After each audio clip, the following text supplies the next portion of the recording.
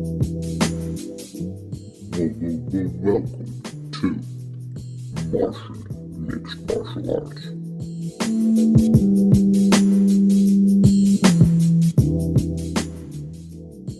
Wow.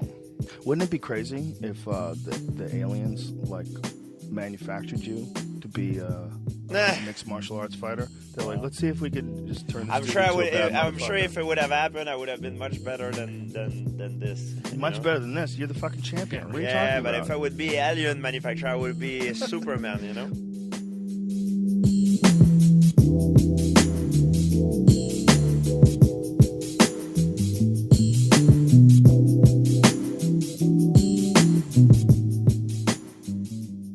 Hello, ladies, gentlemen, boys, girls, aliens, Martians, any conscious being tuning into the podcast. I welcome you to episode 43 of Martian Mixed Martial Arts. This is a very special episode because this marks the 1-year anniversary of Martian Mixed Martial Arts. I did my first episode before UFC 218 that happened on December 2nd of 2017, so it is now December 5th today.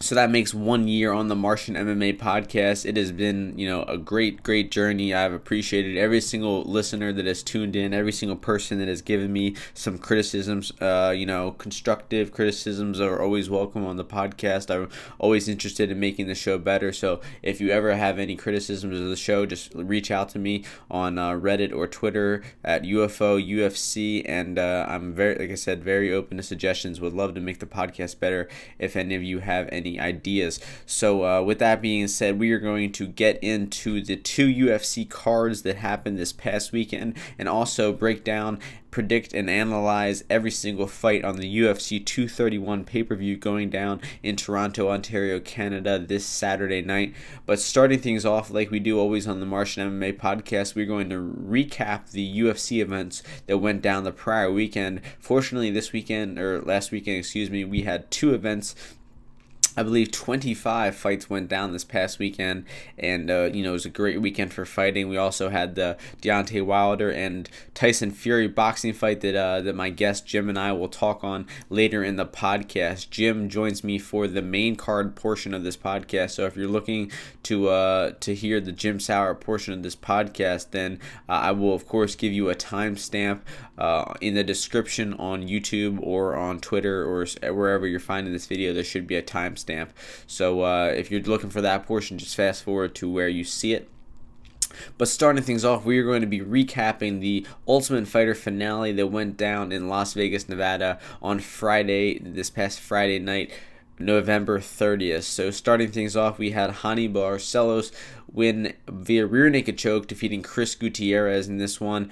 Pretty dominant performance from Barcelos in this one. I believe it's one of his the first submission of his career, if I'm correct. And he looked like he knew what he was doing on the ground. So he obviously it was the second submission of his career, but man, really slick choke in this one. He had Chris Gutierrez beat. This was a huge test for Gutierrez to make his UFC debut, and he did not look very impressive in there either.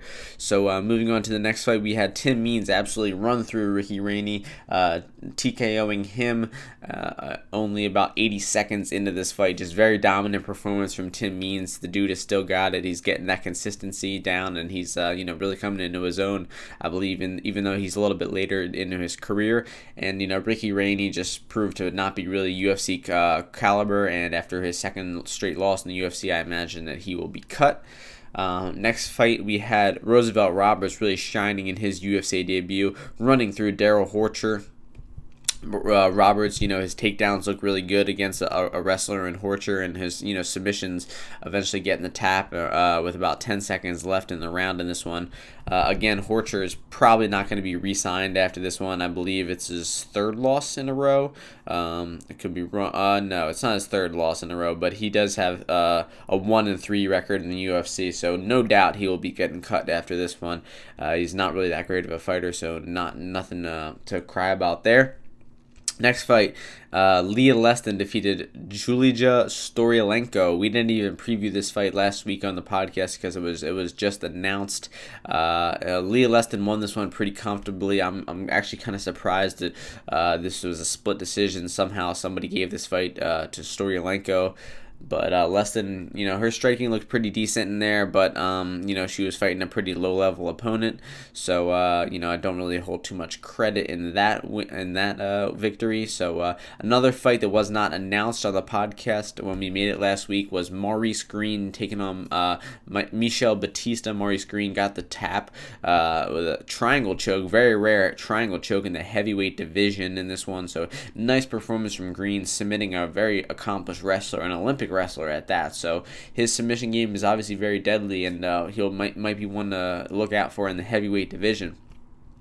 The next fight in the flyweight division, we had Joseph Benavidez TKO Alex Perez in the first round. Just a very impressive performance from Joseph Benavidez, getting his first finish in a while.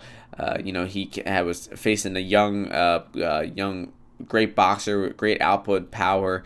Was coming in on a little bit of a hot streak, and Benavidez, at the ripe age of 34, looked almost as good as ever. He was really looking good in there, and he actually already has a fight, his next fight announced against Davison Figueiredo in UFC 233. So looks like he's trying to stay active, and I can't blame him. Won a little bit on Joseph Benavidez, and it was just a great fight. Next fight, a very shocking performance from Kevin Aguilar, defeating Rick Glenn by unanimous decision. I didn't really give Kevin Aguilar that much credit that last week, but man, he really improved his game since he got to the UFC. He looked great in his UFC debut. He got really fast hands, good power, and was able to defeat Rick Glenn very comfortably in this one. So, great debut for Kevin Aguilar. In the next fight, we had Antonina Shevchenko defeat Ji-Yeon Kim. Ji-Yeon Kim is one of the worst skilled fighters that has ever fought in the UFC, no doubt about it. Shevchenko really just outstruck her at will. Very easy fight for her. Didn't really chase the finish, unfortunately. I really didn't like that. She was fighting one of the worst fighters on the roster and easily could have probably finished her. She was winning the striking so easily, and she just could not get that finish. So that's not a good sign for the future for Shevchenko. Regardless, a pretty decent debut for her. The next fight, another fighter making their UFC debut, we had Edmund Shabazian defeat Darren Stewart by decision in this one. This was a little bit of a questionable decision. It was split. I really thought that Darren Stewart won this fight. The first round of the fight, Edmund was really holding on to Stewart, pressing him up against the cage, trying to get a takedown, but not really having much success. And the only real significant moment of the first round was Darren Stewart landing a flurry of punches that looked to have rocked Edmund and having him move back significantly across the cage. But somehow some judges still gave that round to Edmund, just for holding him. It was really a terrible scoring, honestly. The second round, Edmund was able to get him down and control the grappling a little more decisively and win that round. And in the third round, Darren Stewart almost finished Edmund in this one. It was a really he had him really hurt, and the ref was warning Edmund to move multiple times and to defend himself multiple times. He was absolutely gassed and about to get finished, but Stewart was pretty gassed of his own and really just couldn't string enough ground and pound together to get the finish. So I thought Darren Stewart won round 1 and 3. Honestly, I could have seen giving him a 10-8 round 3. 2 warnings from the referee to defend yourself or to move. Seems like he was pretty close to finishing you, right? But the rest of the round wasn't too dominant, so I could see how it could still be 10-9. Regardless, a minimum, it should have been 29-28 for Stewart. So pretty bad decision in that one. Edmund did not look very impressive. His wrestling looked pretty lackluster, and his striking, he didn't seem like he wanted to strike with Darren Stewart at all in this one after getting tagged in the first round. So, kind of underwhelming debut from him. The next fight, we had an onslaught from Pedro Munoz, just running through Brian Caraway in the first round by TKO. Pedro Munoz was, just looked really slick in this one. Caraway didn't really look like too comfortable in there, and I saw the look on his face, and was able to hit a live bet for a little bit on the fight not going the distance, and sure enough, Munoz finished him a little bit later. People were protesting that it was an early stoppage, but I do not really buy that narrative. I think Caraway, like I said, didn't really want to be in there, and it showed, and he was hurt, and I really don't see him coming back from it. Next fight in the Ultimate Fighter finale for the women's featherweight division, we had Macy Chiasson defeat Penzi Kinziad by rear naked choke in the second round. Really dominant grappling performance from Macy Chiasson in this one, even though her opponent has, 14 or 13 MMA fights compared to her 2. She was able to win this one and get her third win, undefeated record of 3-0. And able to secure that contract, and I believe I don't know if she was I think she's a natural 145 or so. It seems like they have a little bit of competition in the 145-pound division now. In the heavyweight final for the Ultimate Fighter, we had Juan Espino defeat Justin Frazier via Americana from the mount in the first round. Nice grappling in this one from Espino. His opponent, Justin Frazier, was a pretty low level, honestly. His grappling game looked really bad, and his striking didn't look any good either. Can't believe the odds were so close in this one. But Espino getting that contract at the young age of 38, in the heavyweight division, honestly, that's not even that old. And in the main event, we had Kamaru Usman defeat Rafael dos Anjos by a dominant decision. Just looking really good on the feet. His striking looked good. He was able to strike with and win the striking with Rafael dos Anjos. His takedowns were there. He was, using relentless wrestling. His cardio looked a lot better, and his pace looked a lot better too. So great performance from Usman in this one. Dos Anjos, man, just running into some brick walls lately with his opponents. They're just really incredible wrestlers, and just tough fights. So tough to beat Dos Anjos, but very good performance from Kamaru Usman.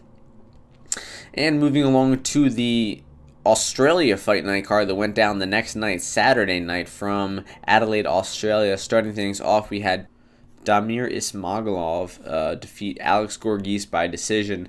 Damir just looked really dominant in this one. His wrestling was there. His striking was looking good. Kind of upset he didn't finish this one. The finish was clearly there. He was much better than his opponent, and not really a good sign that he didn't chase the finish in this one, unfortunately. Don't really understand why he didn't. His opponent was just levels below him in the striking and the grappling. I think he could have finished it either on the feet or on the floor, but he did not do that for some reason. I was just content to win his UFC debut by decision. Next fight, we had Christos Diagos defeat Mitsuto Hirota in a really forgettable decision. I really honestly don't remember too much about the fight. I believe he took him down and controlled him on the ground the entire time. Next fight, the fight of the night, we had Kai Kara France defeat Elias Garcia in a very action-packed decision. Kai Kara France looking really good in his debut. Elias Garcia looked really competitive in there for being such a big underdog. He had some really close submission threats, a couple that were really close, man. An armbar and a triangle that both were almost fully locked in, it seemed like, but Kai Kara France was able to fight them off and pick up stronger in the fight, maybe even have a 10-8 round in the last round. He was fairly dominant in this one. The only issue I have with it is there was a good amount of strikes to the back of the head that Elias Garcia was eating. I really don't understand what the ref was looking at when he was allowing these punches to happen, but I want to say Garcia ate at least 10 punches to the back of the head that the ref should have said something about, but regardless, very impressive performance from Kai Kara France. In the next fight, we had Keita Nakamura defeat Saleem Duhari, another very forgettable decision. I think this was split somehow, but Nakamura won the fight very clearly. Next fight, we had Wilson Hayes defeat Ben Nguyen by decision, a very decisive decision in this one. Hayes just out-grappled Nguyen for 15 minutes in this one. His wrestling was looking good, his control was looking good, and he was able to win on all three scorecards. Alexei Konchenko defeated Yushin Okami by decision. A lot of decisions in this one. I think the first 6 fights were decision. Yushin Okami was shooting for takedowns the entire time, and Konchenko stuffed every single one of his takedowns. Wasn't really looking too punishing on the feet in this one, but his takedown defense was just absolutely incredible in this one and was able to negate all of Okami's offense, winning a clear decision. Alexei Konchenko has still yet to impress me as much as he did in M1 Global, though. He has looked quite underwhelming in the UFC. or he's looked safe. His fight with Thiago Alves, he might have lost that one. That was underwhelming, but this fight was, pretty technically sound. Next fight, we had Jim Crute defeat Paul Craig via Kimura with 9 seconds left in the fight. 14 minutes and 51 seconds into the fight, he ended up getting the tap out of Paul Craig. Kind of similar to Paul Craig's last fight, but he got the tap in that one. But pretty dominant performance from the Crute in this one. He, his grappling looked very good. His top pressure looked good. His cardio looked decent, but his striking is a little underwhelming, I would say. I would say he's pretty sloppy on the feet. Next fight, we had Sadiq Youssef run through Suman Mkhitaryan in the first round. His striking looked really powerful in this one. Really stiff punches. Suman was complaining about the stoppage in this one. I think it was a little bit early. He was standing on his feet, covering up his head, defending himself pretty well. He was eating a lot, a lot of the shots were missing that Youssef was throwing, but I think that he would have probably went down in about 5 to 10 more seconds. But the ref should have let him go down. I think it was a bit of an early stoppage. Next fight, we had Anthony Rocco Martin defeat Jake Matthews in a very competitive fight. Jake Matthews was able to stun Martin in the first round when they were swinging wild punches. He had knocked Martin on his ass for a little bit and won that round. Martin came back in the second round and started finding his rhythm more with his nice jab, and leg kicks were landing really hard. And that was 1-1 heading into the third, and Jake Matthews shot for a takedown, and Anthony Martin was able to cinch up an anaconda choke and get the tap. So very, very nice submission from Anthony Martin in this one. Was a good live betting opportunity, and Martin is just continuing to look better and better, man. This guy's in his fucking prime right now. He's looking really, really good, and I hope to see him against a top opponent next, a ranked opponent in his next fight. In the next fight, we had Justin Willis defeat Mark Hunt in just a brutal, low output, terrible decision. Mark Hunt's last fight in the UFC in front of his home crowd, and he just totally shit the bed. Looked terrible on there. Looked like he needed some special supplements, and Mark Hunt said that he would be leaving the UFC after this fight. We all knew that his contract was up, and the UFC was definitely not re-signing him at 44 years of age, and after all of the troubles that Mark Hunt and the UFC have had in the past couple of years. And he said, "I will see you guys somewhere else," indicating that he will be going to another promotion, probably Ryzen or ONE FC of some sort, somewhere where he can do some special supplements and feel a little better and get some of that power back. But even Justin Mills didn't really show too much in this fight.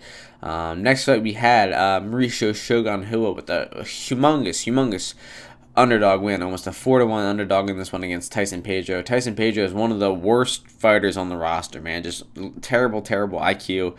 He had Mauricio out of it and hurt in the first round. He was so hurt, and he just couldn't finish. He ended up dropping the second round, gassing himself out, and then Mauricio Shogun Rua landed a huge punch that dropped him in the third round and finished up with some ground and pound to get the finish. So just an incredible comeback from Shogun in this one. He was a 6-1 underdog, I think, after the second round, and Shogun just turning back the clock in this one. Pedro, man, the dude might need to be cut. Honestly, he's terrible. He's so bad. I like the dude a lot. He's a cool guy. His podcast is great, but man, he's a bad fighter. Speaking of bad fighters, his buddy Tai Tuivasa lost in the main event to Junior Dos Santos via TKO. Tuivasa was looking good in the first round, but he was just started swinging wild and getting too crazy in the second round, and ended up getting dropped himself, and then Junior Dos Santos ended up mounting him and getting the TKO finish from there. Tuivasa looked terrible on the ground, was trying to punch from being mounted. It was just a terrible defense, and ended up getting him finished in the second round. So it was a good weekend of fights. I was kind of breezing through them.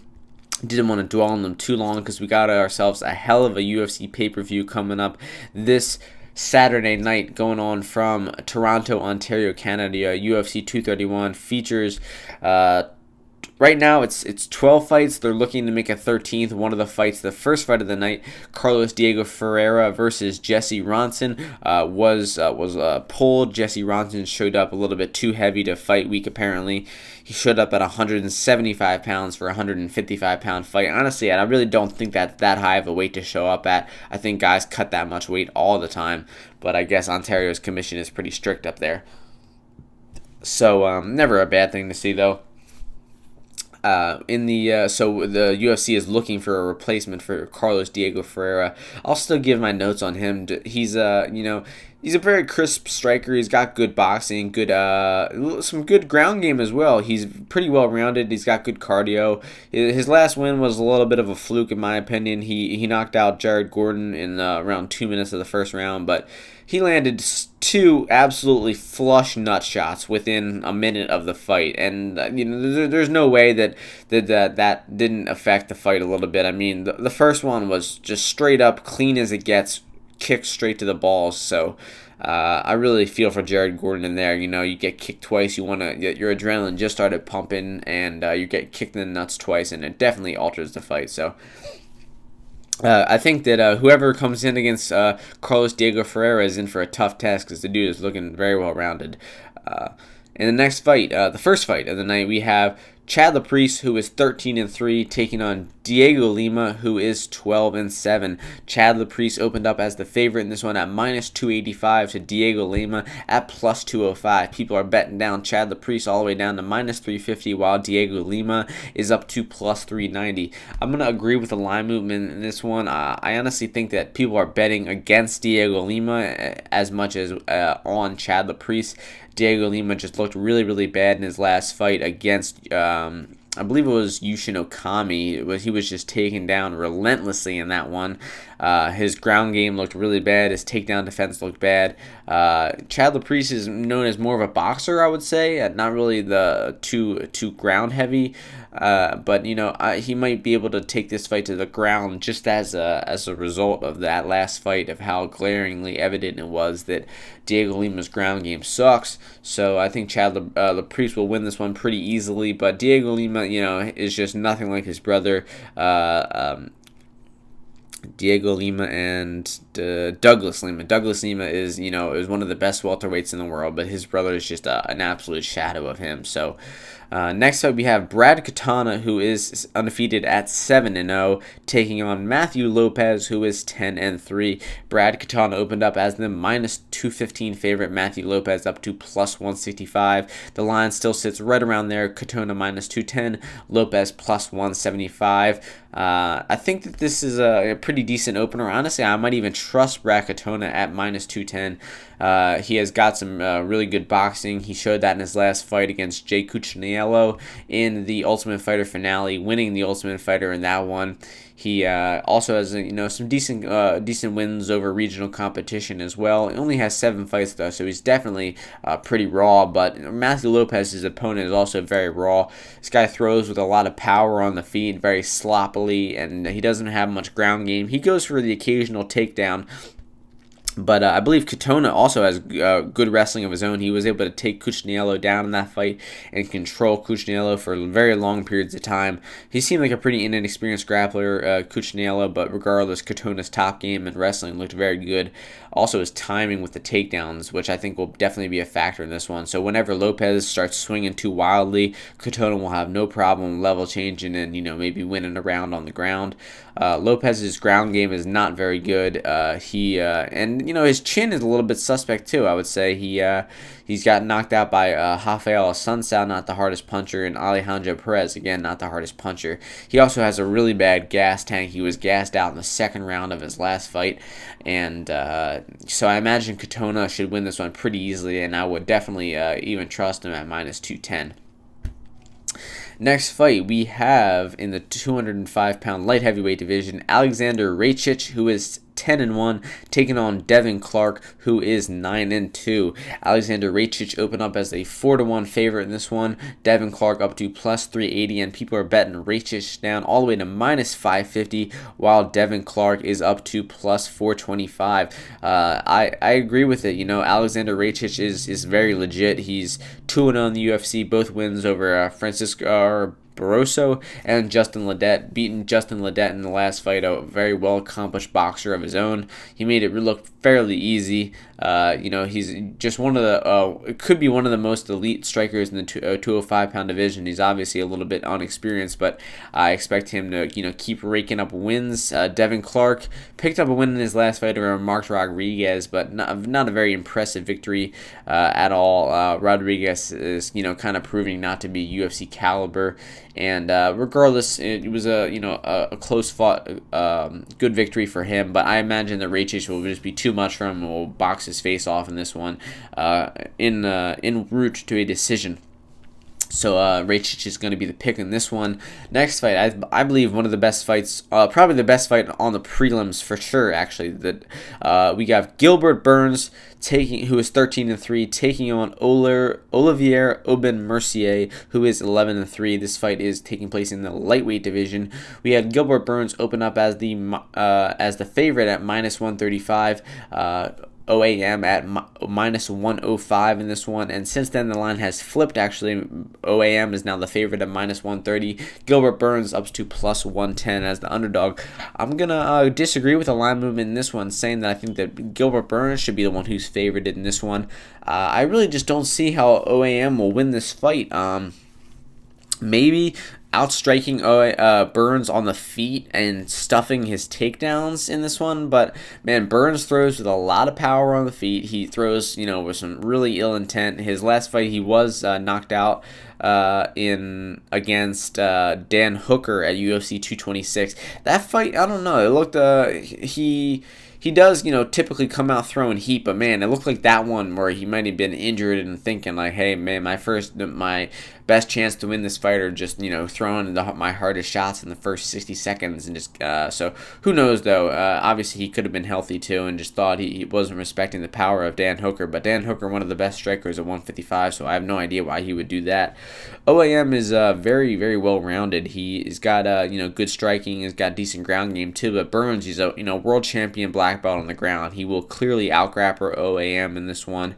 And I think that Burns even has a good chance of getting a submission in this one. OAM gets his back taken a lot. He's got good defense, but man, I don't think any of the grapplers he's been going against have had the submission abilities of Gilbert Burns. So I believe just Burns has more ability to get this fight, to win this fight. The only thing I would put in question is his cardio. OAM is, pretty used to going the distance, but the Burns hasn't gone the distance since 2016, and that fight was a loss.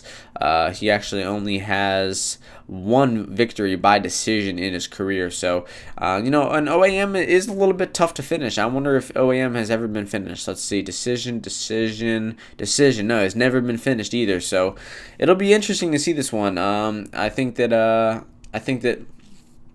this will, like I said, will be the best fight on the prelims, and the pick is going to be Burns though.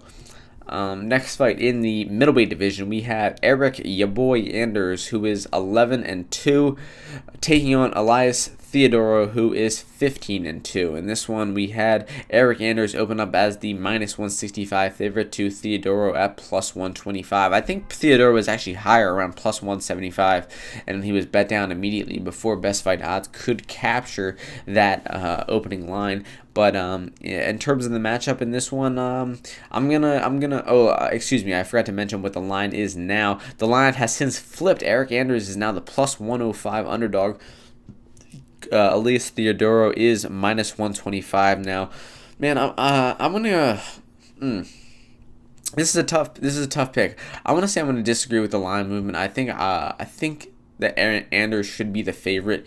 He is I believe he's the more physical fighter. He's got more power for sure. Theodoro has virtually no power. He's a very good point fighter, good kickboxer, but in terms of power, man, he's very, very, very lackluster in power.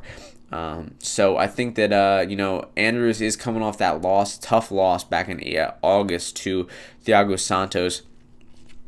He took that fight on short notice, though. He moved up a weight class. He flew down to Brazil, and he still went 3 rounds with Santos. Didn't really get finished. I guess he kind of did. I mean, it was a TKO via in between rounds, but he didn't get pounded out and referee stoppage. It was more of a corner stoppage. So he showed a lot of heart in that one, a lot of balls to go. Like I said, fly down to Brazil, move up a weight class, and come in on a week's notice. So Eric Anders has really got balls of steel. For sure. I question how fast he's coming back from that fight, though. I mean, that was only 3.5 months ago, and he's already jumping back in the octagon against a pretty tough opponent, Theodoro. So I think that Anders still should be the favorite in this one. I think he's just going to make this fight uncomfortable for Theodoro, and I don't think Theodoro's boring kickboxing type style is going to be enough to beat Anders in this one. So the pick is going to be Anders. Next fight in the women's flyweight division, we have Jessica Evil Eye, who is 13-6, taking on Caitlin Chukagian, who is 11-1. The betting line for this one opened up Chukagian as the -265 favorite to Jessica Eye at +185. The line has since tightened up a bit. Jessica Eye is now +155. Chukagian is -175. Definitely agree with the line movement in this one. I think that opening line was set a bit too wide. Chukagian is a very good kickboxer. She wins fights via decision. She's got good takedown defense. Jessica Eye is more of a wrestler who's trying to take this fight to the ground and grind out a decision.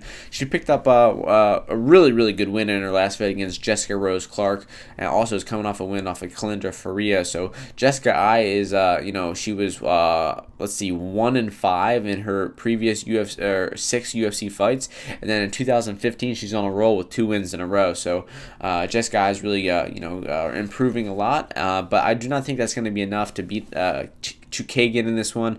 I think that Chukagian's kicks and her jab will keep Jessica Eye at bay, and she'll be able to stuff any takedowns coming in. Chukagian has fought a good amount of UFC competition. She's 4-1 in the UFC so far, and has looked very good.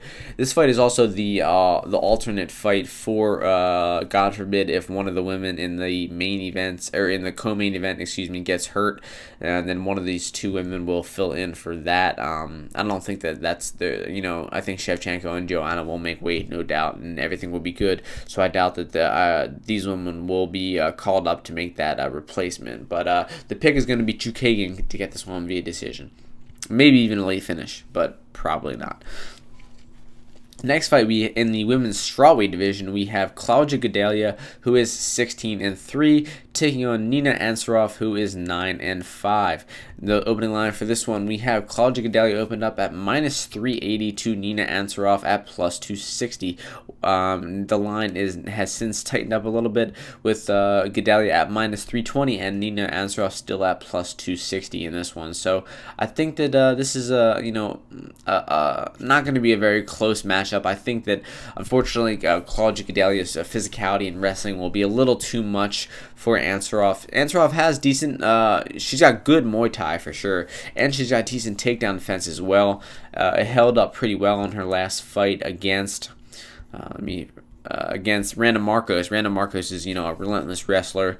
Marcos was able to get her down in the first round, and but not Marcos is not the type of fighter that Gadelha is. She's way less physical. She doesn't ground and pound as much. So a lot of Marcos's energy was spent in getting this fight to the floor.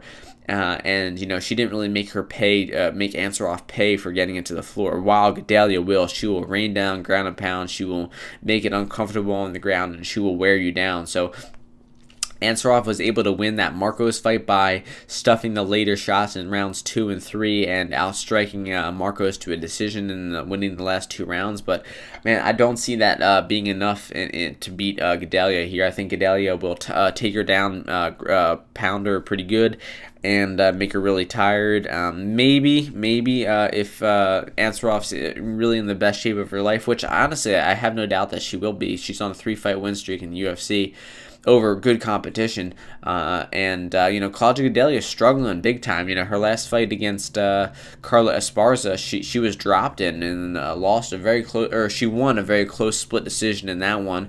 But in the fight before that, she was absolutely butchered by Jessica Andrade, who, really shocked us all at out-grappling and out-ground and pounding Claudia Gadelha, who was, for a while, probably the best grappler in the women's strawweight division. But with the addition of, Andrade and Tatiana Suarez, I think that ship is long gone, and Gadelha is honestly kind of looking like a shell of her former self.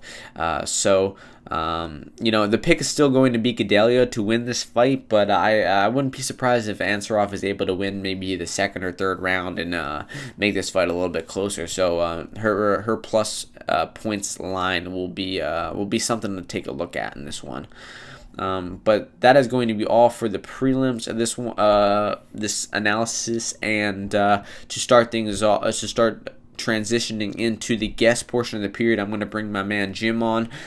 If you are waiting to hear the main card portion of the UFC 230 podcast, you can look in the description of this video to see when we start talking about the main card. We do talk about the Deontay Wilder versus Tyson Fury boxing match that happened this past weekend a little bit before we jump into the UFC 231 card, excuse me. So check this timestamps if you're just looking for the UFC analysis.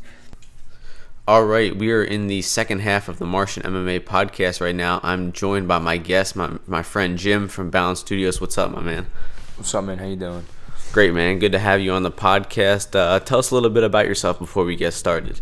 I've been doing jiu-jitsu for about 7.5 years, and brown belt under Rick and Phil Migler, east side of Balance Studios, and Frank Ambrifi. And that's really it. Nice. How long have you been watching MMA? Like, what was the first fight you ever remember watching? Frankie Edgar versus BJ Penn 1. Nice. That was maybe not UFC 112 or something. Maybe even 112. Wow. Yeah. That's that way far back. I started at 162, so you got me beat by about 50 pay-per-views. But that's almost 10 years in the sport. Then you've been following it, so I imagine your knowledge is pretty in depth. Yeah. For the most part, I mean, I had the Ariel Hawani app, but they weren't compatible with Apple anymore, so now I have to just Google everything, or Instagram. Everything's on the internet now. Yeah. Being a fight fan is never easy. I mean, just watching the cards alone, we got to go from Fight Pass to Fox Sports 1 to pay-per-view and everything like that. It's pretty ridiculous. Yeah, dude, I feel that. Fight Pass isn't cheap either. I mean, it's a good deal, but like that 120 off one shot, kind of kicks you in the ass a little bit. Yeah, and then it's another $30-$50 a month for your TV, and then you gotta buy the pay-per-views for $60. So being a UFC fan is not cheap. But getting away from UFC a little bit, we're gonna start things off talking about the boxing fight that went down this past weekend. It was the heavyweight unification bout between undefeated champion Deontay Wilder taking on undefeated British champion Tyson Fury. So just starting things off, we had to talk about this fight. I usually don't do boxing on this podcast, but with how special this fight was, I think it would be a crime not to talk about it a little bit. So I saved it for the latter half of this portion because I knew that you watched the fight also. So just starting things off, just give me your thoughts on the fight. I think Fury got robbed. Yeah, that seems to be the assumption. I mean, even though it was a robbery, I mean, I don't think it takes away from the fight a little bit, but I mean, damn, still, what an absolutely incredible fight. The drama that was involved in it, and so how many rounds do you think that Fury won? At least 9. He won 1, then 3 through 8, then 10-11. The second round could have gone either way. Or third round was it, when Wilder might have won, and then he lost the 9th and the 12th. He got dropped, so, I mean, that was the most significant part of the rounds right there. 12th round, he got, knocked dead, and then he, woke up, and it was pretty miraculous. Yeah, definitely. I think a miracle would be the best way to describe it. Something extraterrestrial helped him get up from that knockdown for sure. But it's funny because in this boxing fight, I thought that Fury won. I thought that like you said, 1, 9, possibly even 10 rounds. But that the two most significant parts of the fight absolutely went to Deontay Wilder with those knockdowns. The first one was like a grazing shot that knocked Fury off balance in the 9th round, but the 12th round knockout was an absolute Undertaker. He was out cold, yeah, and then he woke up. It was pretty crazy. Yeah, I mean, the fiercest puncher in boxing lands a straight right, and Fury was falling from that, and then on the way down, ate a left hook, just full power, full connection, and then you see his head bounce off the canvas, and, he's, for the first 5 or 6 seconds of the count, he was not moving, and then you see his eyes light up, and you see him get back up, and it's one of the most miraculous things I've ever seen in sports, for sure. Yeah, 100%. I mean, I can't believe he actually woke up, because in the 9th round, he got up right away, and you could just tell it was just like he got grazed. But this one, you could tell he was hurt, but then you kind of thought it was a joke, because as soon as he stood up, he started taunting him again, putting his hands up behind his back, and slipping like he was the whole fight under all the punches. So it was pretty crazy how quick he was able to bounce back from that knockdown. Yeah, the first one, like you said, when he got knocked down and knew it was a grazing shot, and he kind of, did a little taunting while he was still on the ground, getting up from the knockdown. And then, like you said, after he got off the 12th round, he was putting his hands behind his back less than a minute later. After he was, out cold on the canvas, there's a timestamp, where he's down at maybe 2:10 in the round, not moving, eyes glossy, and then by 1 minute and 20 seconds left in the round, he's taunting him, putting his hands behind the back, against the ropes, and it came back and actually landed some pretty stiff punches in that round, and almost made it. You could have argued like maybe 10-9 for that round, despite the knockdown. It was so close. Yeah, I mean, for sure, because they weren't like he got dominated after. It was just those knockdowns were the most significant part. So even if you scored all 3 rounds, 10-8, the ones that Wilder won, it still wasn't enough for that to be a draw. And then it was just like the judges' scorecards were so off. I just was wondering who was watching what fight, Yeah, I mean, boxing is, it's corrupt as fuck. Every single big fight, the past couple years we've had, only a few big fights. The Triple G and Canelo, both of their fights ended in controversial decisions. A lot of people saw them, or the majority of people, I think, saw them going both to Triple G, but Canelo was awarded 1, and in the same case, a draw was awarded to 1. Yeah. And then in this one, it's just, a flat out. It's hard to say. There's been worse robberies in the sport of boxing, I'm sure, but it really felt like a kick in the nuts to see Fury come back from his depression, come back from being 400 pounds, having this incredible comeback story, winning the fight clearly, and then getting up after the 12th round. All of that just to be kind of a little negated by him not getting that nod in the decision. Yeah, for sure, and it's kind of funny that you say comeback, because he's only 30 years old, and he just shows how successful he was early on. But yeah, it was kind of just unfair, and I think they're just trying to protect their champions. But you got to do what's fair. I think Fury won that pretty decisively, 9 rounds to 3.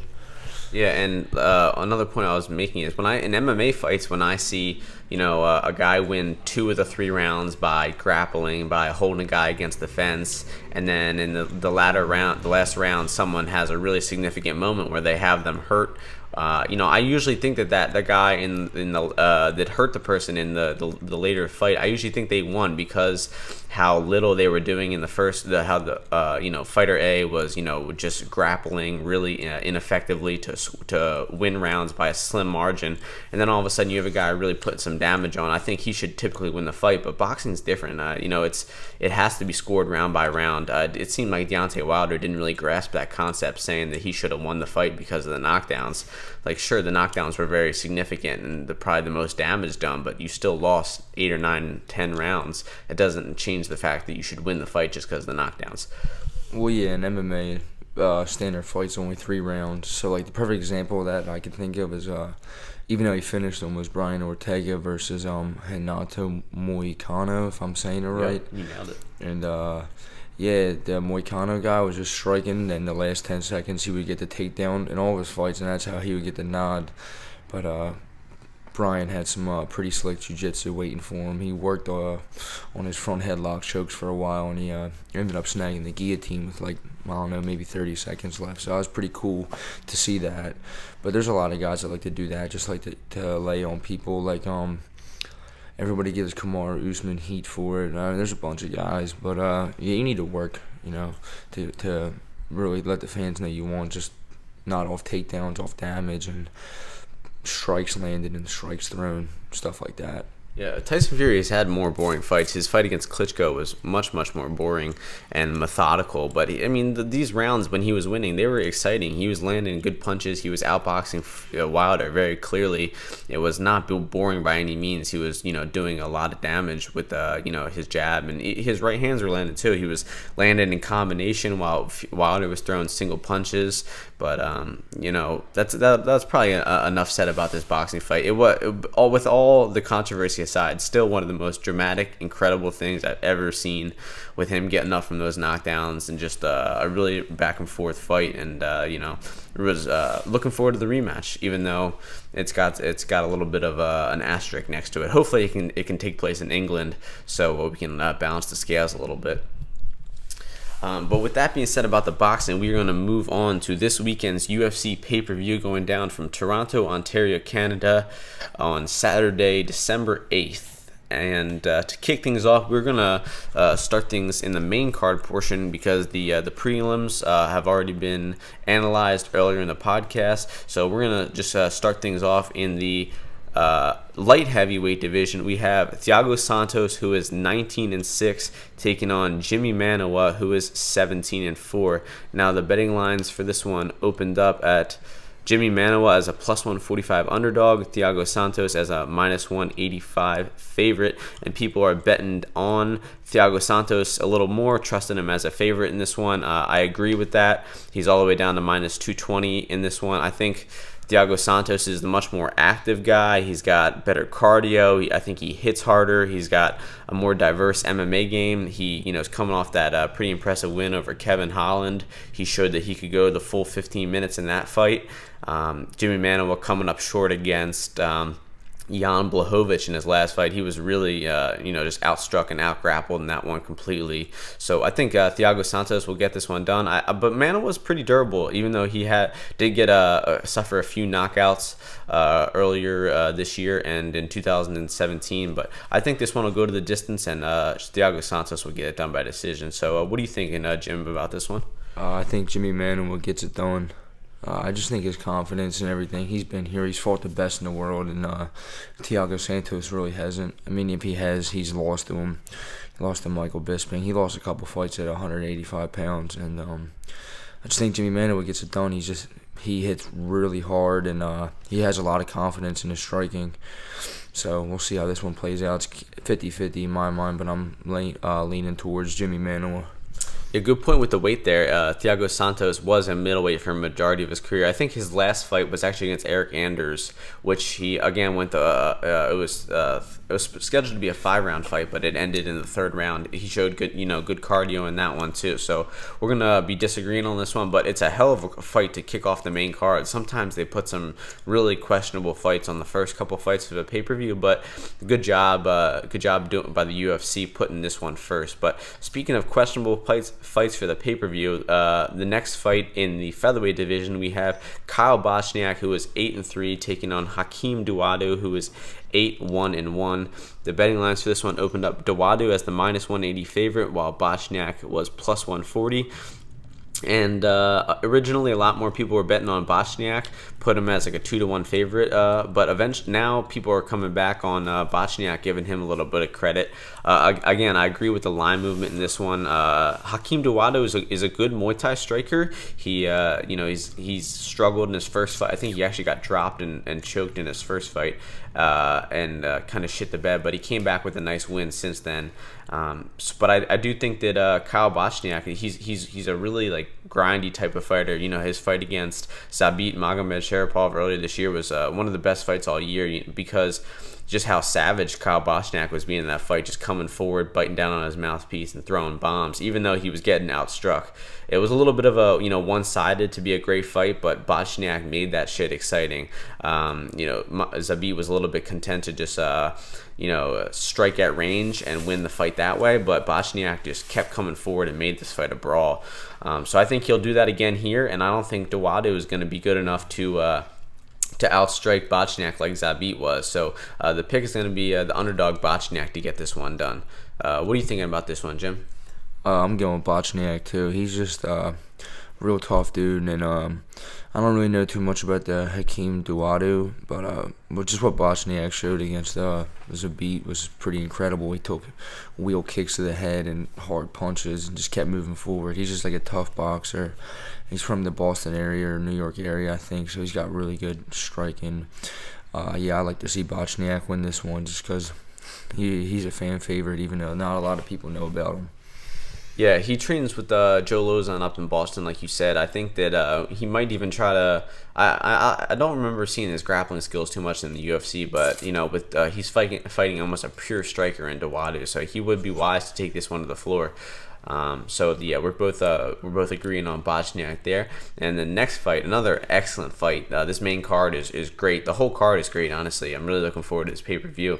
In the welterweight division, we have Alex Oliveira, who is 20-5-1, taking on Gunnar Nelson, who is 16-3-1.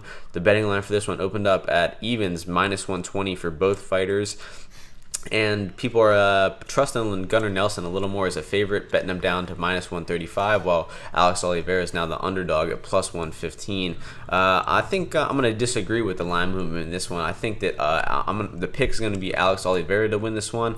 He's just such a powerful striker. He's great at brawling. He's got good submissions and ground game to fall back on. Gunnar Nelson's best aspect is his ground game. I think that he is the better grappler than Oliveira. But I think the striking is just going to be a problem in this one. I think that Alex Oliveira is going to be landing hard shots on the feet. I think he could possibly rock Gunnar Nelson, and if Gunnar Nelson doesn't do well in brawls, he got finished in the first round by Ponzinibbio, despite the eye pokes that he suffered in that fight. I don't think he does very well with pressure fighters. And I don't think his chin is very good either. So the one thing to consider about this fight is Gunnar Nelson has not fought in 1 year. And seeing some pictures of him lately, man, this guy looks like he's in the best shape of his life. So, you can say what you want about. I've never seen Gunnar Nelson this shredded. So it always could be some gear he got on. While he was taking some time off of the fight, or he just could be in the best shape of his life. So I expect this one to be a really good fight, and I think Alex Oliveira will get a finish. What's your opinion? I'm betting my house, my car, and my dad on Gunnar Nelson winning the fight. You trust him that much? Yeah. If you watch the Gunnar Nelson versus what's the Russian guy's name that he fought? The bald guy. I'm trying to think. Rick Story, Nelson. But keep going. I'll look it up. This Russian guy was supposed to be this like top-notch striker, and Nelson just used his in and out movements to make him look kind of slow and lethargic. And then Nelson caught him with a punch, got on his back, and then somehow locked up a high elbow guillotine and then finished him. His jiu-jitsu is next level. His guard passing is crazy. And his submissions, when he gets something, you're probably not going to get out. I mean, he grappled. He lost a one-sided grappling match to Damian Maia, but Damian Maia is also an 85er, and realistically, Gunnar Nelson should fight at 155. He's a very small 170, but he uses his speed and his movement very well. And I like him. He's real humble, even though he's good friends with Conor. He doesn't really talk a lot, even though I do like the trash talk, but it just shows you could be your own person and be successful. Well, you'd be delighted to hear that Gunnar Nelson has not trained at all at SBG for this fight, which honestly is a good thing. SBG, their MMA record this year is not very good. Their striking coach left their gym. Obviously Conor didn't have the greatest fight recently. Artem Lobov not doing so great, so not the worst thing ever to be not at SBG. The Russian guy you were talking about is Albert Tumanov. You have very impressive. No, Omari Akhmedov? Yeah. Oh, okay. And yeah, he's Tumanov. He did good against both of them. Yeah, Tumanov, Joban, Thatch. 6 of his 7 wins in the UFC come by way of submission. He, like you said, one of the best grapplers on the roster, honestly. So yeah. If Gunnar Nelson wins this fight, I imagine it'll be either by submission or just by a very dominant decision. But I hope his takedowns are on point and everything, because Alex Oliveira is no slouch himself. But this another excellent fight. Moving on to the co-main event for the vacant UFC women's flyweight title, we have former champion herself, Joanna Jędrzejczyk, who is 15-7, taking on Valentina Shevchenko, who is 15-2. 15-2, excuse me, taking on Valentina Shevchenko, who is 15-3. The betting line for this one opened up Shevchenko as the -300 favorite, Joanna Jędrzejczyk at +250, and somehow people are betting, still betting Valentina Shevchenko all the way down to -3.5 favorite, while Jędrzejczyk is almost at a 3-1 underdog. Man, I really question the line movement in this one. I think that Valentina should be the favorite. She's the natural 125 pounder. I believe she has the better grappling, and she also is very, very good on the feet. But I think Joanna is going to be a tough fight for her. Shevchenko's problem is her output. She is very content to counterpunch and maybe lack a little volume. I think that's what lost her the bantamweight title fight against Amanda Nunes, a razor thin 48-47 decision that Shevchenko I think really could have stole if she just increased her output in that fight, but it just didn't happen. Joanna Jędrzejczyk is one of the most active and accurate strikers in the UFC. She landed 160 punches or strikes in her loss against Rose Namajunas. So I see that being a huge problem for Shevchenko. I don't think that her single or maybe 2-punch counters are going to be enough to stop Joanna. The way I think Shevchenko wins this fight, if she does, is by her grappling. I think that there's a huge advantage for the grappling. I think Shevchenko is a black belt in judo and jiu-jitsu, and she's just an incredibly well-rounded martial artist. I'm sure she's been training a lot longer than Joanna. These women did face one another in Muay Thai like almost 10 years ago. They were wearing chest protectors and headgear and everything like that. So I hold those matches into account like zero in this fight. I don't think they matter at all. It was, like I said, a decade ago. Shevchenko had been doing Muay Thai for almost 10 years, while Jędrzejczyk had been doing it for only I think 2 to 3 years. So I don't think those are pretty irrelevant in this one. But I think if I had to pick one of these women, honestly, I think I would side with Joanna. I think that she has a great chance at making this really competitive decision and winning a 48-47 decision over Shevchenko. But I hope her takedown defense is on point. It was in her last fight against Tecia Torres, but Tecia Torres and Shevchenko aren't even on the same planet when it comes to grappling. So I'm going to lean Joanna in this one, but it's going to be an unconfident pick. Who were you thinking, Jim? This one's kind of up in the air. Like you said, Joanna's output is her output and her speed is a lot better than Valentina's. But Valentina's got the size. But Jędrzejczyk, she stopped Jessica Andrade's takedowns, and Jessica's a little bulldozer. She just ragdolls these girls, and I don't think Valentina has the same kind of wrestling to get Joanna down. But you never know, because Joanna's putting on 10 pounds and Valentina's losing 10 more pounds, so you never know how the weight's going to affect them. Everybody says, they feel the best they've ever felt, all this stuff, but that extra 10 pounds can slow you down or make you faster. Maybe for Joanna it's good because she's not dieting as much, but I'm leaning towards Joanna as well. Yeah, that just shocks me that she's a 3-1 underdog in this one. Definitely it's the size. Yeah, the size is definitely the biggest factor. Shevchenko has fought at 125 once before, beating having one of the biggest mismatches in UFC history. Honestly, just put the beat down on this poor girl for 10 minutes straight before. I believe they stopped it in between rounds. So she did beat the shit out of that girl. Yeah, Priscilla Cachoeira was her name, and she was making a UFC debut. She had no wins over good competition, and they give her the number one contender by far, and that was absolutely brutal. I don't understand why they did that. I still feel really bad for that girl. But just an incredible fight. This is as good as women's MMA gets for sure. Probably one of the highest level skill matchups we ever get the pleasure of watching. So, I'm really looking forward to this one. And with that being said, we're going to move to the main event of the evening for the featherweight championship of the world. We have the champion Max Holloway, who is 19-3, taking on undefeated Brian Ortega, who is 14-0 with 1 no contest. The betting lines for this one opened up Max Holloway as the -140 favorite, while Brian Ortega was the plus 120 underdog. Now, I'm a little bit curious whether this line was for UFC 231. I imagine it was. I think Holloway was a much bigger favorite the first time they were scheduled to fight. Unfortunately, Max Holloway was unable to make the weight for that fight. He stopped. Actually, he didn't miss weight on the scales. He was pulled from the fight the week of due to possible concussion syndrome or possible concussion symptoms. No one really knows what the hell happened with Max Holloway in that fight. He was doing an interview on UFC on Fox, and Michael Bisping noticed that he looked out of it. He wasn't making any fucking sense. He was talking about pay-per-views that weren't his. He was absolutely out of it. Good thing Michael Bisping called him out on that one, and then a few hours later, I believe they actually pulled him from the fight. So Max Holloway's health is definitely in question in this one. So the betting line is much closer now. Brian Ortega is just a slight plus 105 underdog. Max Holloway is a minus 125 favorite. Honestly, when it comes to fight night, I imagine there'll be pretty much evens in this one. So I'll let you start things off and give me your opinion on what do you think is going to happen here. Oh, I think Max Holloway takes this one pretty convincingly.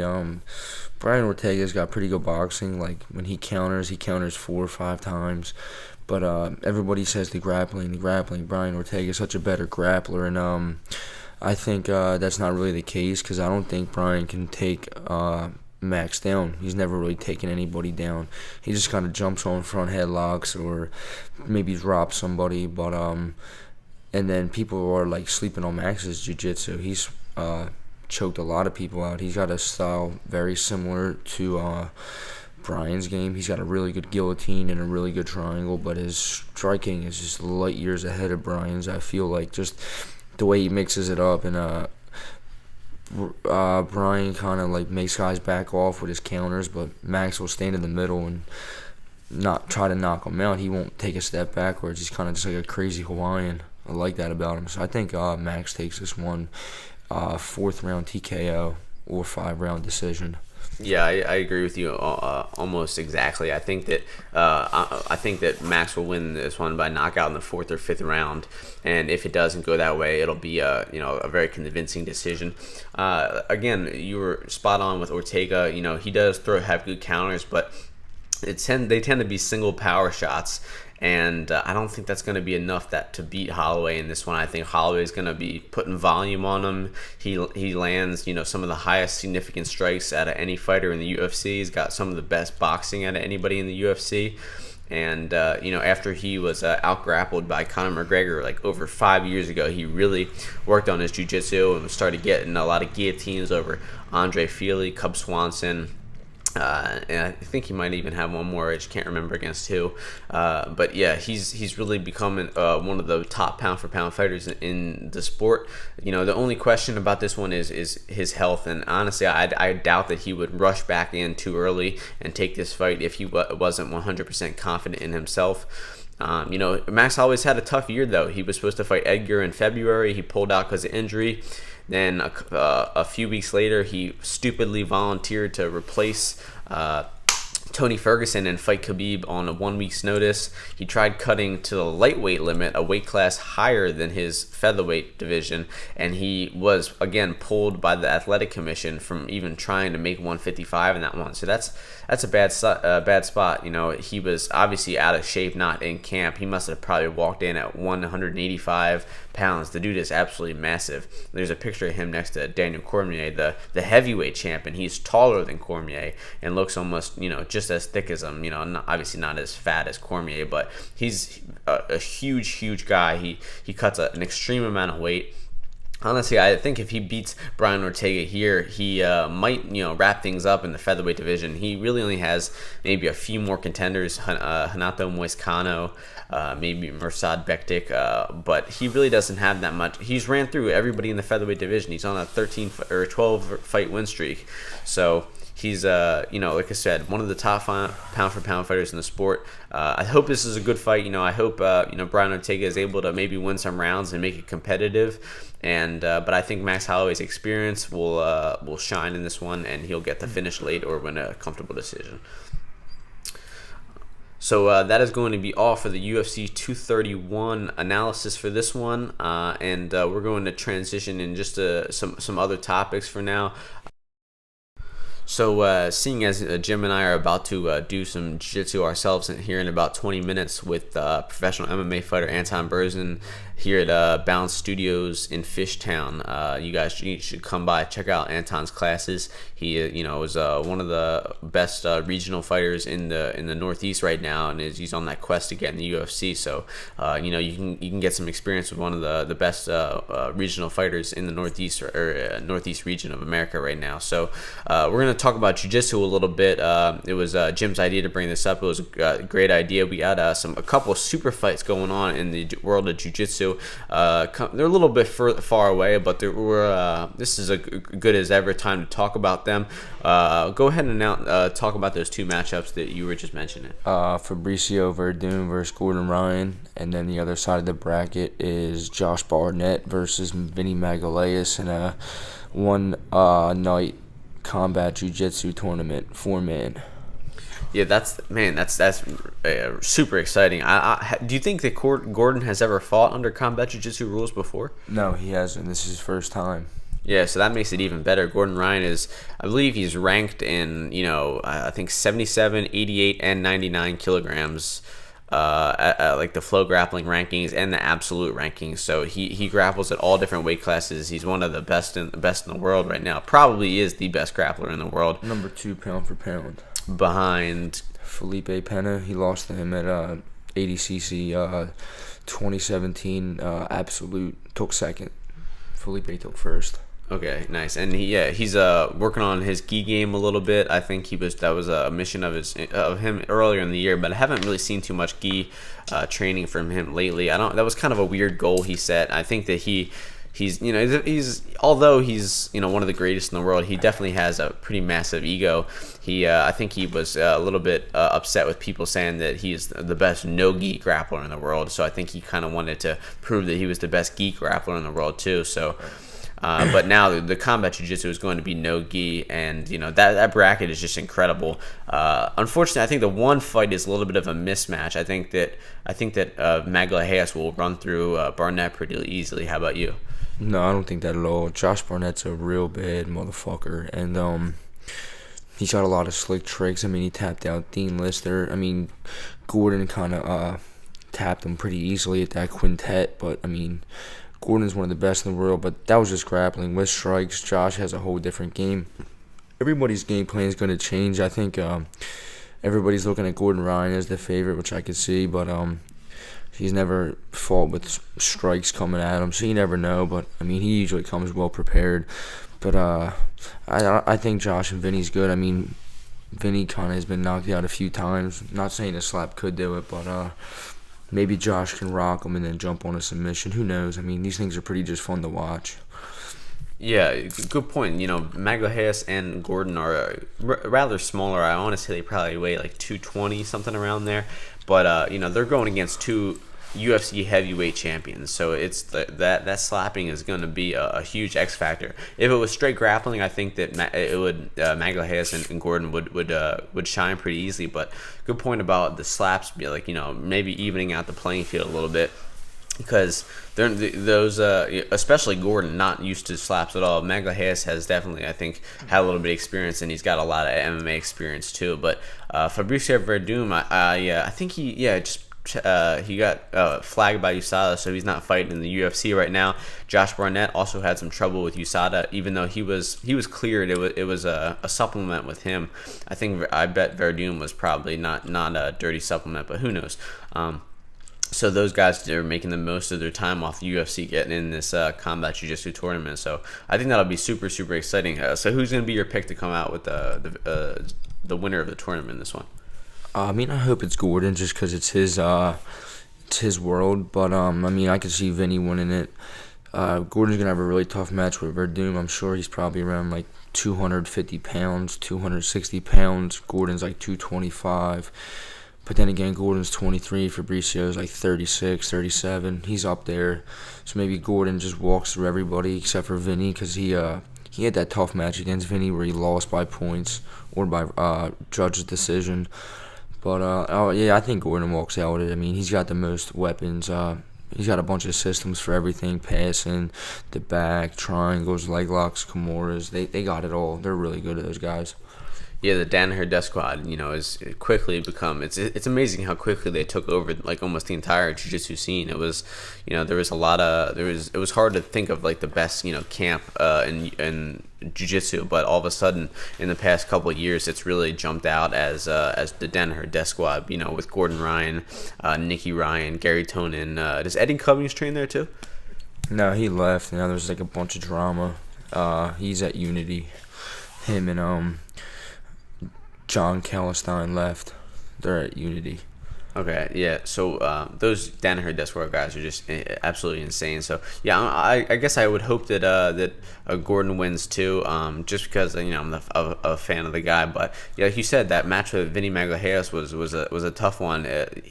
Gordon Ryan looked like he had Magalhaes in a couple of heel hooks that were deep, but Magalhaes just his ankles or something is just he doesn't have any cartilage or tendons or anything left in them anymore because those leg locks just don't work on him, which is absolutely incredible to watch. Yeah, I mean, I could see that. I don't think I've ever seen Vinny submitted in competition or anything. I mean, he flying on board Chris Weidman at Abu Dhabi before. He also twisted. He had the first twister at ADCC 2015, I think. So he's a really accomplished grappler. But like back to the Danaher guys, they also have Ethan Krellenstein that just won the 145-pound ADCC trials, and then Oliver Taza, who's tore his ACL. He's coming back, but he was really successful on like the submission-only circuit. So they have a bunch of other guys besides Gordon and Gary, and then Nicky Ryan's got a match coming up at Polaris 8 when Craig Jones competes against Blue Hair Keenan. Yeah, who's Nicky Ryan taking on? Do you know? Imanari. Oh, really? Interesting. Yeah, I mean, the dude's 17 years old and he's already a purple belt under Danaher, and he's already tapping out grown men who've been grappling their entire life. So really a special talent there. And Keenan. He's got blue hair. Yeah, who'd you say he's taking on? Craig Jones. Oh yeah, that'll be a great match. I've never seen I'm sure they've gone against one another before. I don't think I've watched them though. Is that Nogi? Yeah, 205-pound Polaris title. Yeah, I talked about it with Gary on my last podcast when we talked about jiu-jitsu. There's all of a sudden there's so many great jiu-jitsu promotions out there. There's Chael and Submission Underground. There's Polaris. There's Quintet, and of course there's the Abu Dhabi IBJJF. Fight to Win. Yeah, Fight to Win. That's another good one. EBI. Yeah, you can just keep going on with the names. The Flow Grappling and Fight Pass are just exploding with content from jiu-jitsu now. So that's a very, very bright spot to see in the sport. Just getting as much exposure as possible. And I'm really looking forward to the next Quintet. I don't know if that's even announced yet, but that should be insane. Oh yeah, I forgot about Quintet. They're crazy. That would be cool to be a part of one of them. Yeah, for sure, and maybe even see like smaller promotions adapt that same format with 5 people. That'd be pretty cool. Yeah, with a weight class, and unfortunately, the only problem about it is no heel hooks. But I understand the rule set because you have multiple matches in one night, and heel hooks could make it a little ugly. But of course, it definitely is like censoring the jiu-jitsu game a little bit. Oh, for sure, but it's probably necessary. I mean, you get to do everything else besides 2 moves. It's not the end of the world. Yeah, but you just gotta adapt your game otherwise. But honestly, I thought it would maybe take a little bit away from Gordon Ryan last tournament, but man, he just ran through everybody and made it look easy. Like you said, triangle Josh Barnett with made it look easy. And he armbarred Shaolin, rear naked choked another guy. He just kind of dominated everybody. Yeah. I thought it was kind of unfair that Uriah Faber came up to him, but it's kind of funny that he did. And Gordon also just won the no-gi pans. He submitted everybody, but IBJJF didn't show him any love, even though he's a world champ. It's just kind of funny. He had to pay to compete, and he's an Abu Dhabi champ. Just shows how like weird the IBJJF scene really is. Yeah, I think that the jiu-jitsu is moving away from IBJJF. It's outgrowing it. It's, everybody knows how like arcane it is. Keenan obviously seemed like he got robbed in his last IBJJF tournament too. A lot of question about that. So luckily we're moving towards submission only, and even if they are by decision or by points, they're modifying the system like with the EBI rules and everything to make it more exciting.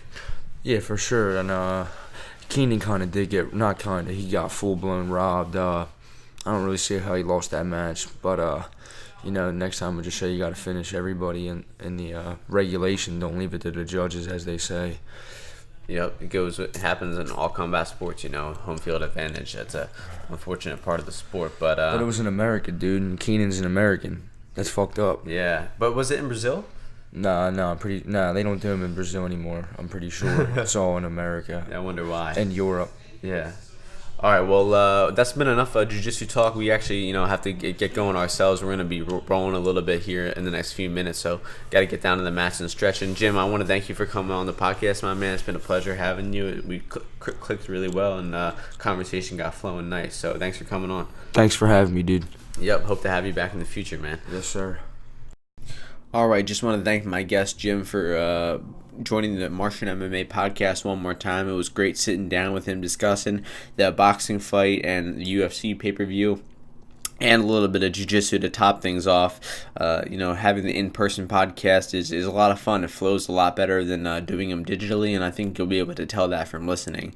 So I hope you all enjoyed the episode of Martian Mixed Martial Arts this week, the 1 year anniversary. Again, just want to sincerely thank every single one of you people who are listening to the podcast each and every week, and you guys mean a lot to me, and it's been a great time recording the podcast, and cheers to another year at Martian MMA. So ladies, gentlemen, boys, girls, aliens, Martians, any conscious beings tuning into the podcast, thank you for tuning in to episode 43, and I will catch you guys next week before UFC Milwaukee. Peace.